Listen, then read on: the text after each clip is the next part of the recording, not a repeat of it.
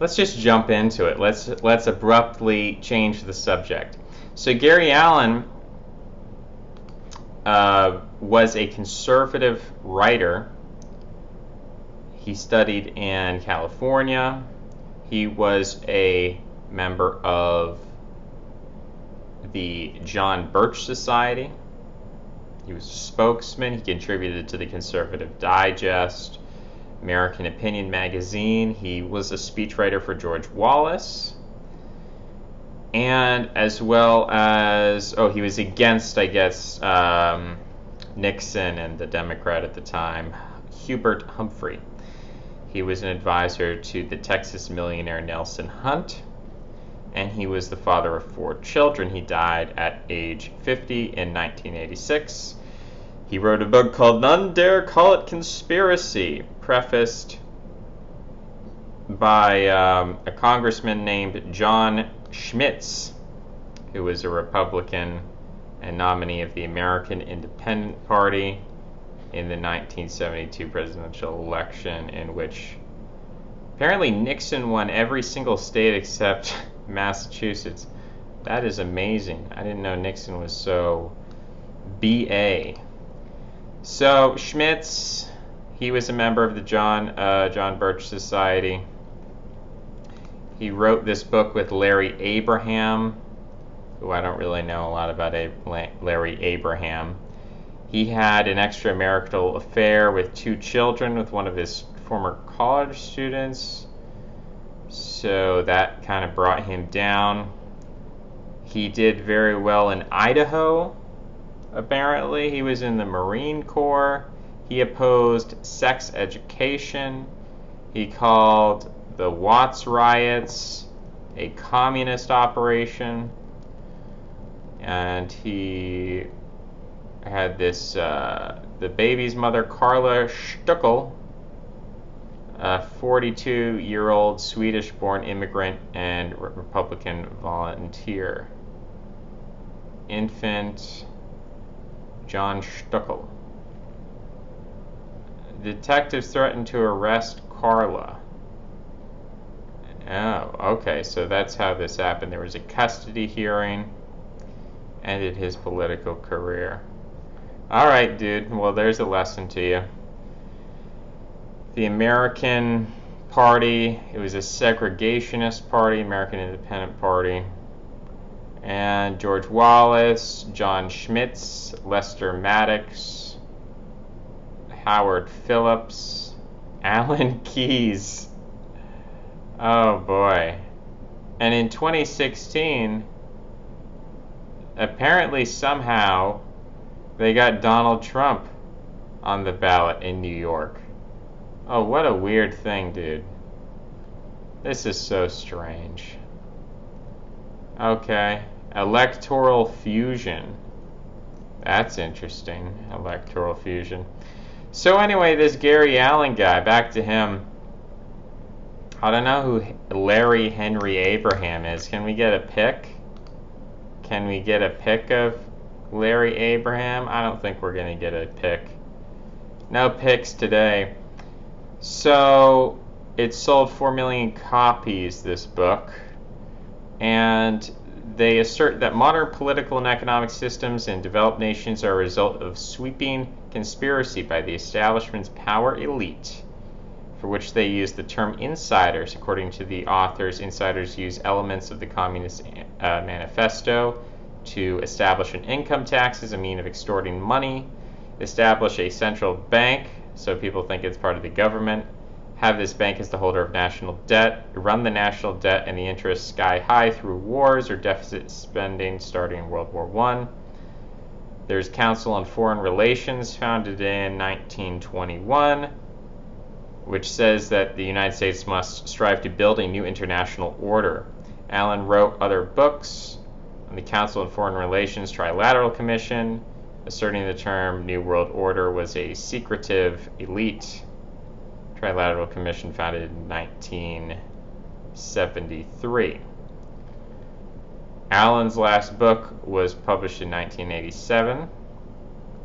And then he had a son, though. He had a son named Michael Allen, born 1964. co-founder of Axios. So I've heard of Axios as a website. That's interesting. A mix between The Economist and Twitter. Yeah, I've heard about Axios. He's a former chief political reporter for Politico, and the New York Times called him the man the White House wakes up to.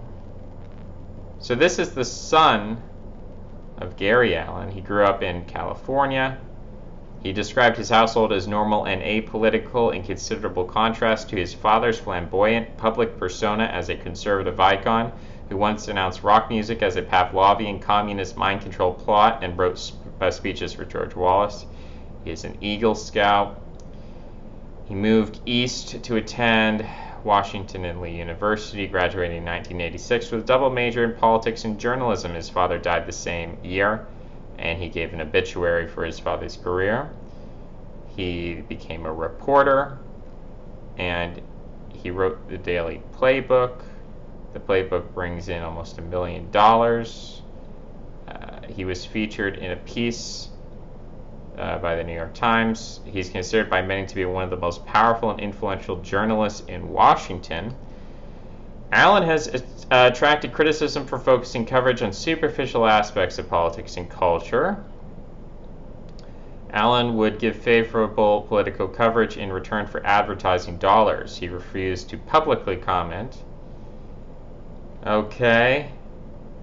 His work is indistinguishable from a paid advocate for business interests.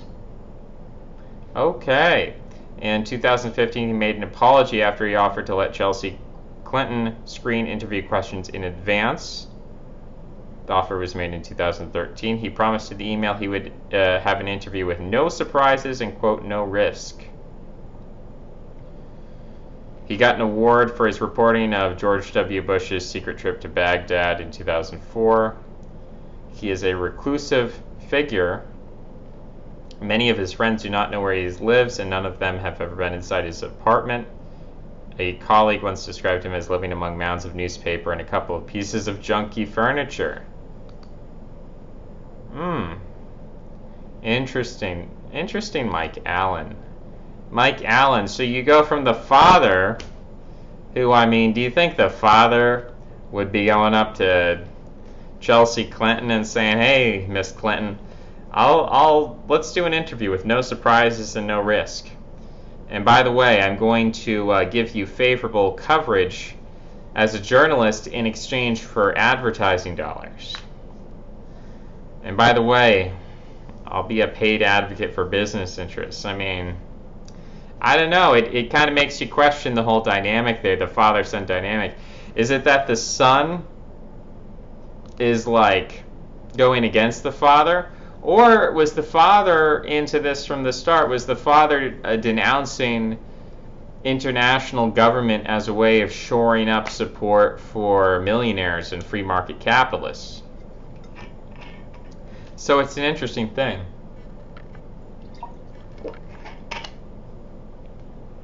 It's like if you as a father can't keep your son on board, and in fact your son, he seems to become part of this so-called conspiracy or whatever, you know. So what do you do with that? What do you say in this situation? How do you respond to that?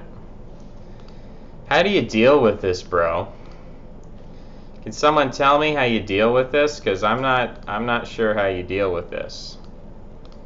Seems a little bit wonky to me. Seems like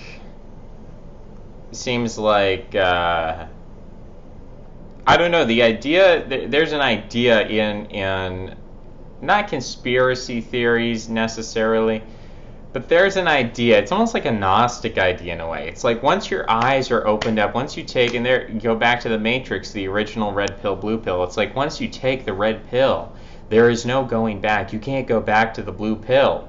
You know, once we just educate people, and it's almost like being brought to Christ. It's like you're brought to Christ and you can never go back. And this idea of like the revelatory experience, which goes to my point about politics and religion switching places. Nowadays, we think of religion as superficial, and politics are really meaningful. So the Catholic, conservative will be like, okay, well, yeah, I'm a Catholic, and you're a Protestant, and we go to different churches, but, on the important issues, we agree. Whereas, when religion meant something, it would have been, okay, well, yeah, we're both like monarchists, but that doesn't matter at all. What matters is, are you a Catholic or a Protestant? And that's what is the life or death issue. Now the life or death issue is, well, are you a conservative or a liberal? So we can see that now that's the true religion. Now our secular religion is not Catholicism or Judaism or Islam. It is politics. Politics is the new religion, and religion is the new politics. So, yeah, this idea that you can just open people up to ideas, we're going to red pill people, whatever terminology you want to use, enlightenment, revelation. It's like once you learn this knowledge, this gnosis, Gnostic knowledge, you can never go back. Like the knowledge itself is the spiritual power that you can never relinquish. It's with you always. That seems to be just wrong. That seems to be just false. Like if you look intergenerationally, if you get your head out of the memes for a minute and you actually look at history, it seems like people just will say, yeah, I'm the real OG, I know all the relevant facts. And then they just become part of the thing intergenerationally. Of course, I'm not talking about an individual necessarily, but intergenerationally, groups of people or lines of descent or whatever. It seems like people go back and forth. It seems like people people will go from one thing to a completely opposite thing. And the idea that, oh, well, I'm going to learn all this knowledge and all the relevant facts implies a couple of things. It implies like knowledge once learned can never be unlearned, and it implies that there's some kind of universal morality that we're all bound to, and I don't think it takes into account like something really basic. Now, I really appreciate being able to use this term high, low versus the middle, because it just perfectly encapsulates everything you would want to know about social dynamics as succinctly as possible. If there's one thing I had to teach people, it would be high, low versus the middle, because it is such explanatory power in terms of this idea of like, well, if people just knew the truth, then they would speak out. Well, no, actually, and I've kind of been building up to this with my talking about anchoring and dissolution or anchoring and dissolving, is that there's this, I think there are people who are like pro-anchoring and are like, yeah, anchoring's good, who could be against anchoring? It's like, well, what if there's high, low versus the middle? In a high, low versus the middle situation, anchoring is bad. You want to dissolve anchoring and maybe even be a little hypocritical about it, because in a sense, even anchoring, I've talked about language as a technology, and I've put technology in contradistinction to anchoring. But if we don't describe anchoring as a technology, because maybe I don't want to mess up that dichotomy, we can at least say anchoring is an asset. Anchoring is something which psychologically stabilizes you and acts as a springboard off of which you can jump. Anchoring provides that structuring and stability so that you can create a base of power. If you don't have anchoring, you're just kind of flailing around schizophrenically. So, anchoring is important, so it makes sense, like if you're high, low versus the middle and you're on top, you want to remove the anchoring of the middle class in any way possible. And sometimes that's through identity, through consumerism, through politics, through religion, whatever aspect, whatever angle, culture, mimetics, sexuality. You remove their anchoring. It doesn't mean you throw away your anchoring. It doesn't mean you get rid of your anchoring. But it is a war. It is a war of anchoring. Dissolving and anchoring these forces are utilized by people. They're understood by people, and then utilized in a high-low versus the middle context. So the idea that, I don't know, to me, I guess the simplest explanation, I could be wrong, I don't know this guy, I don't know his father, I don't know Mike Allen, but it sounds like Mike Allen was kind of familiar with, he was like, oh, okay, so my dad says the world operates in this way where, the wealthy and powerful are engaging essentially and Gary doesn't use this term, but high-low versus the middle. He's, so this is what's going on.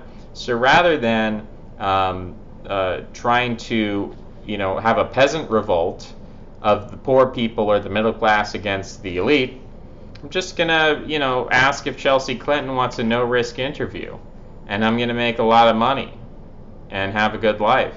Sounds like the dude's enjoying himself. I'm looking at this dude's Wikipedia page. I'm looking at his picture. He's standing in front of the Foreign Press Center in Washington. He's got a nice map in back of him.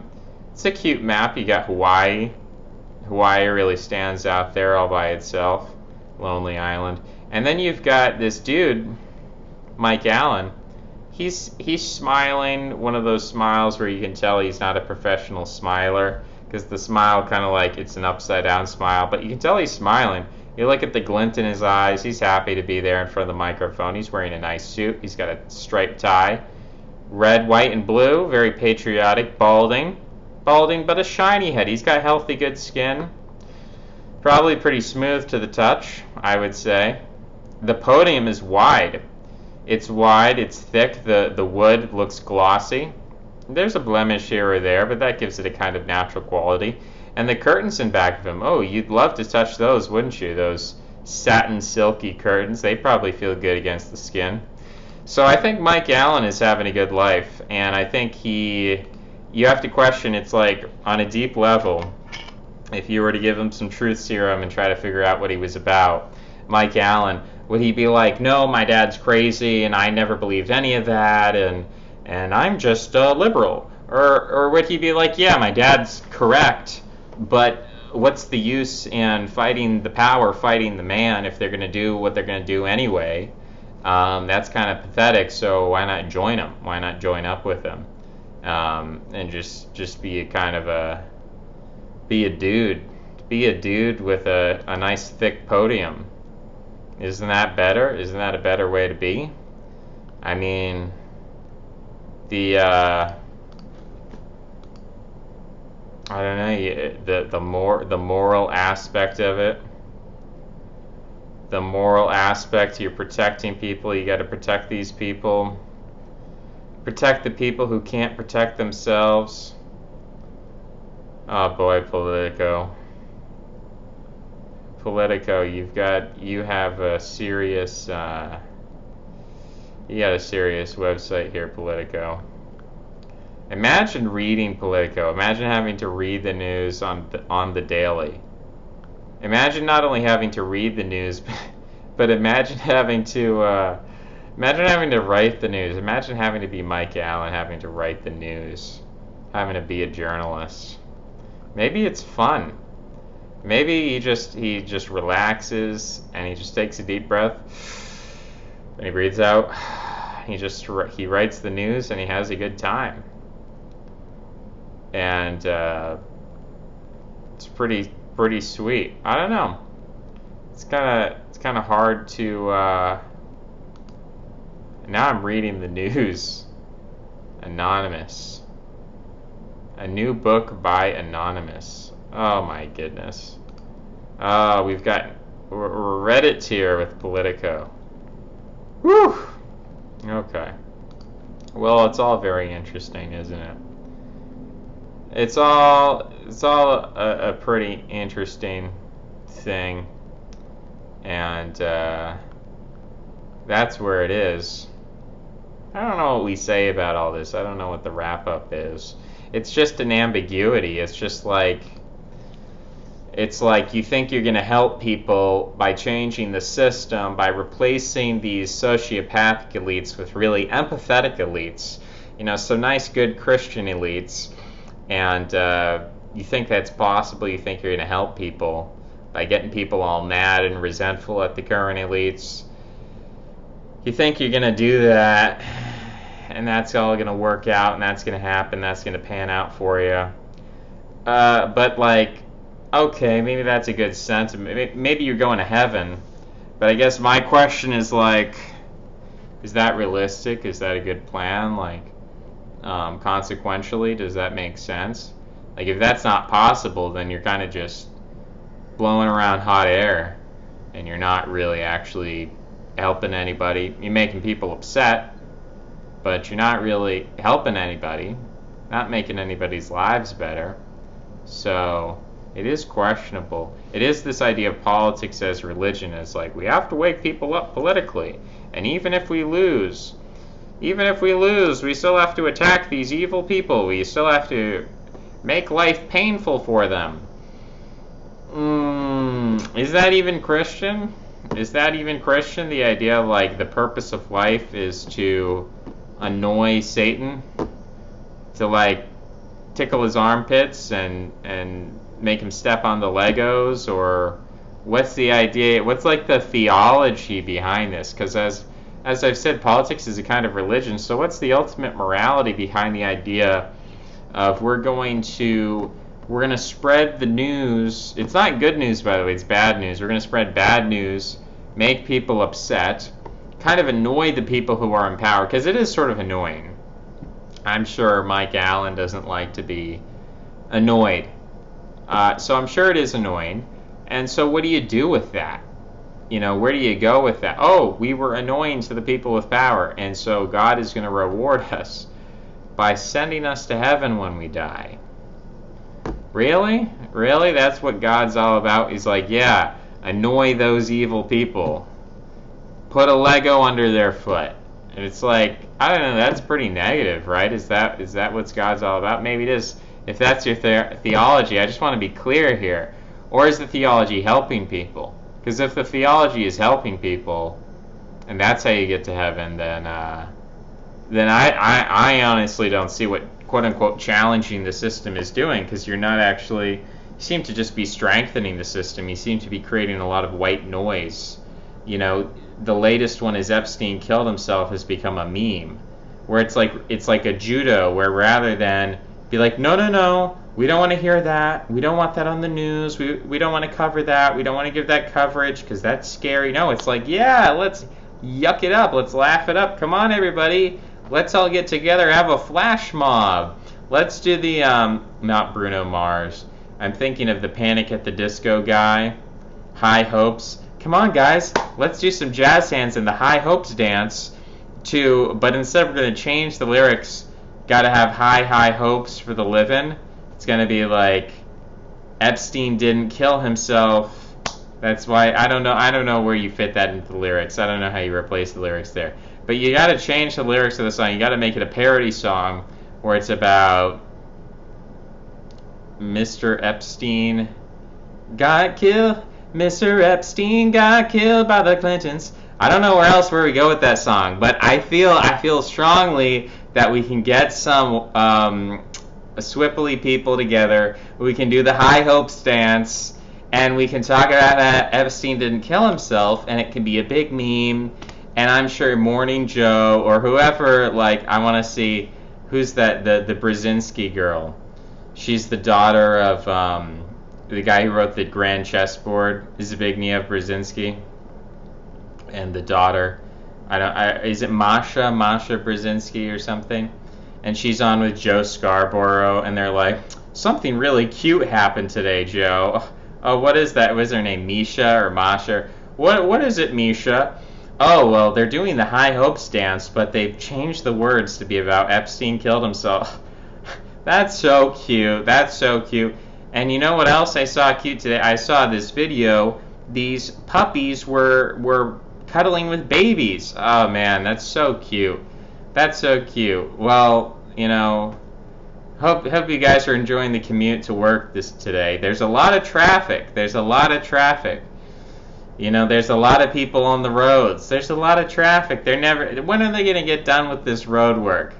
Oh, by the way, Epstein killed himself. I mean, do you see what I'm saying here? It's like it just becomes, it's a joke. It's a big joke. It's a funny ha-ha. So, I don't know, you get to that point, and you gotta wonder, you gotta try to wonder, it's like, so what's going on here? What's going on here? Are we going anywhere with this? Is this going anywhere? Are we going from A to B? Are we going from A to B to C? Or are we just sort of like A, B, A, B, A, B, A, B? Because that's what I see with these father-son combo here with the Gary Allen, Mike Allen. I see kind of an A-B. I wonder if Mike is going to ever have kids. Probably not. He doesn't look like he's going to have kids.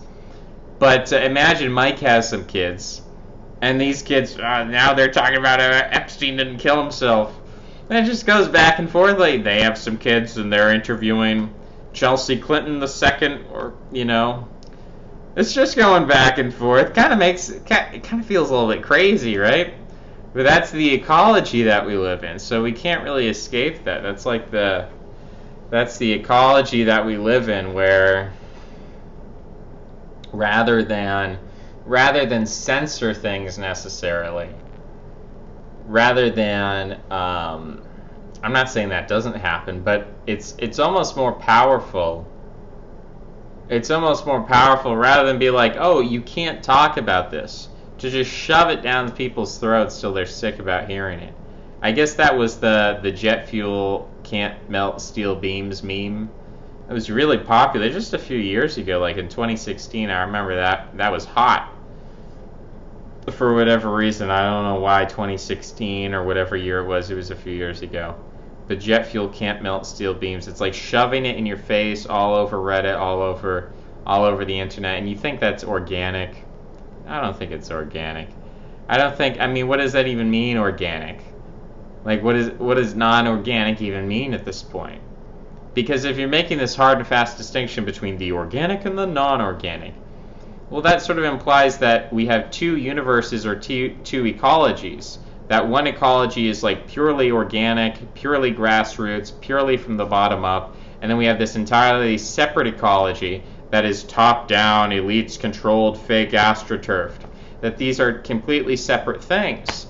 And my argument is like, I kind of even doubt the existence of like organic things, or bottom-up things, I should say.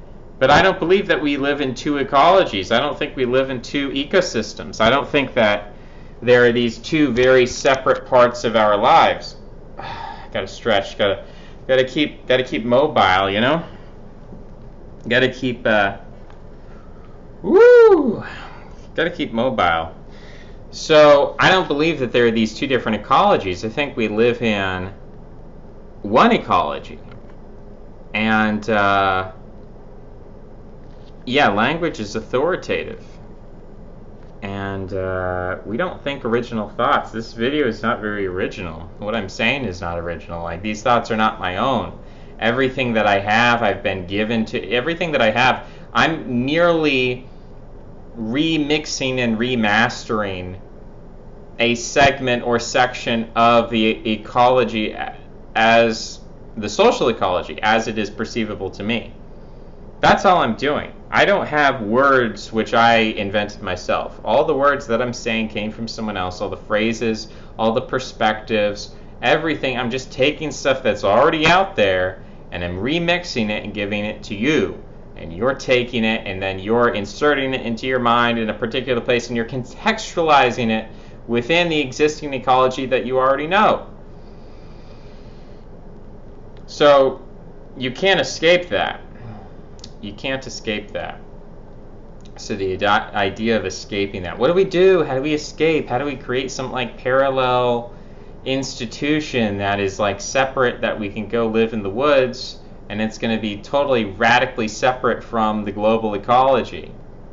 And it's going to be like, I mean, what I find interesting to study history not as like a way to escape the present day and go to history, although there probably is some of that. But I think there's still a value in history, even if you accept what I'm saying, because it helps you contextualize how we got to where we are, and it also helps you see trends that helps you understand the future that we're moving toward. So if we can see the way development of Homo sapiens, the development of language, the development of early agriculture, the development of urbanism, the development of writing and the printing press and the Industrial Revolution and the internet, we can see all these things, suddenly it's not so confusing anymore, and suddenly it makes sense because it's a trend, it's a teleology, and okay, we have a narrative, we have a story here we can tell to understand and make sense of what's going on. That helps us contextualize the present. It's not, in my mind, studying history is not a bulwark against the present or the future. Studying history is not a way to escape. It's not an alternative. It's none of those things. It's actually a way to contextualize and to fit yourself into the present day. So, yeah, that's my view on history. Is not like, how do we get back to this golden age that used to exist and doesn't exist anymore? That's obviously the desire. I mean, again, like I try to be objective as possible about this and say, like, people are fanatical. People really do want to be anchored. People really do want a sense of normalcy and going back to something, and people want that. You know, I'm not gonna deny that people want that. But should you want that? Should you pursue that? Should you promote that? Should you be part of this mini ecology within the grand ecology? You know, the book club is so vulgar and dangerous and unpredictable. Yet, of course, he would say he's predictable. I mean, in a way. You've got to be. You've got to be with what he's saying. You got to be.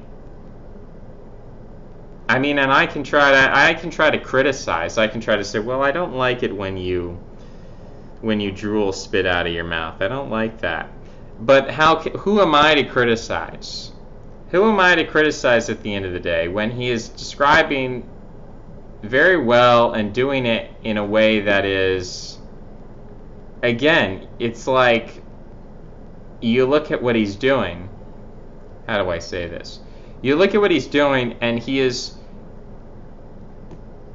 simultaneously affirming the lack of freedom involved, or the lack of chaos involved. He's making sense, right? He's showing you the order of things.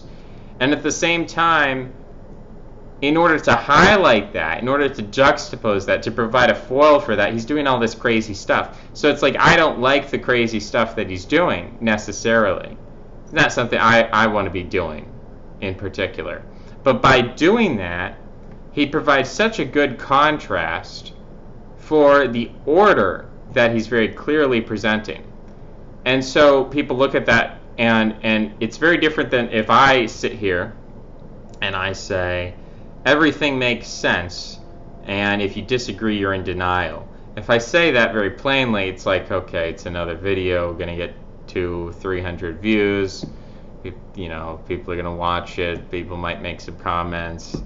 It's a pretty dull experience, right? It's a pretty dull experience. You got to wonder what's going on here. But when he does that, it's an exciting experience. It's an electrifying experience, because there is this inner contradiction that's going on, where on the one hand, he's like, yeah, things really make sense, and we don't have any freedom, and on the other hand, he's acting chaotically and stochastically, and his personality is free, and he's free of the consequences to an extent, or at least relative to the rest of us. Like, he's going above and beyond to step over social taboos and to act in a way that is like, you would be scared. You would be scared to be in the same room with him, right? He's a scary guy.